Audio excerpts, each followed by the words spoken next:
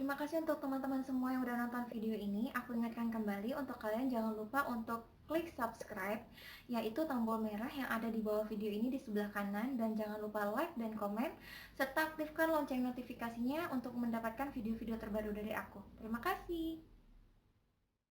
Assalamualaikum Rakan, jangan lupa klik tombol subscribe yaitu tombol merah di sebelah kanan bawah video ini dan aktifkan notifikasi loncengnya, gratis loh, terima kasih. Assalamualaikum teman-teman, insya Allah hari ini Cutnya mau masak ikan tongkol tumis Aceh. Yuk disimak caranya gimana. Untuk bumbu halusnya 1 genggam asam sunti, 1 genggam cabai rawit, 2 lembar daun kunyit, 5 lembar daun jeruk nipis, 2 siung bawang merah, dan sini Cutnya juga menambahkan kunyit dan jahe. Kunyitnya sebesar 1 kelingking. Cubit kecil daun jeruk nipis, kemudian letakkan di atas ikan tongkol yang sudah kita bersihkan. Kemudian kita berikan perasan garam dan jeruk nipis supaya menghilangkan rasa bau dan amis. Hal yang sama kita lakukan juga dengan daun kunyit, tinggal dipotong dan cubit kecil-kecil, kemudian letakkan di atas ikannya. Kembali ke bumbu halus tadi, jangan lupa cuci bersih semua bumbu, yaitu cabai, asam sunti, kunyit, jahe, dan bawang sebelum di blender. Nah, kita cek lagi nih kawan-kawan.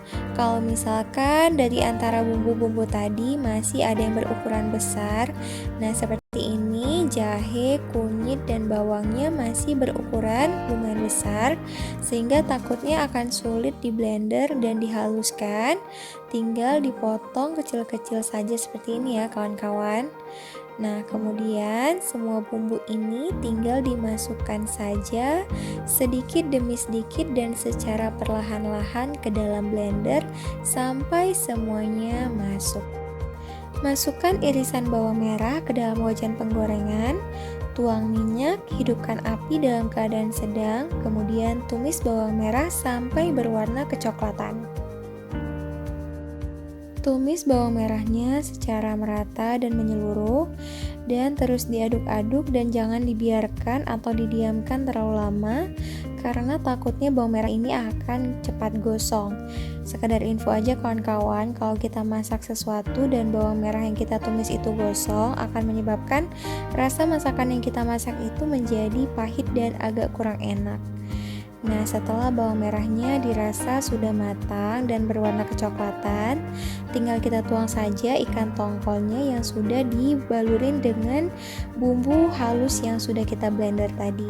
Tidak lupa juga kita masukkan daun jeruk dan daun kunyit yang sudah kita cubit-cubit tadi.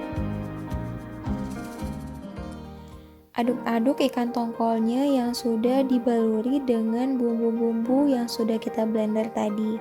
Bisa dilihat ya kawan-kawan, ikan tongkol ini tidak mengandung banyak air, jadi harus terus diaduk supaya tidak menimbulkan bekas kehitaman di wajan penggorengannya.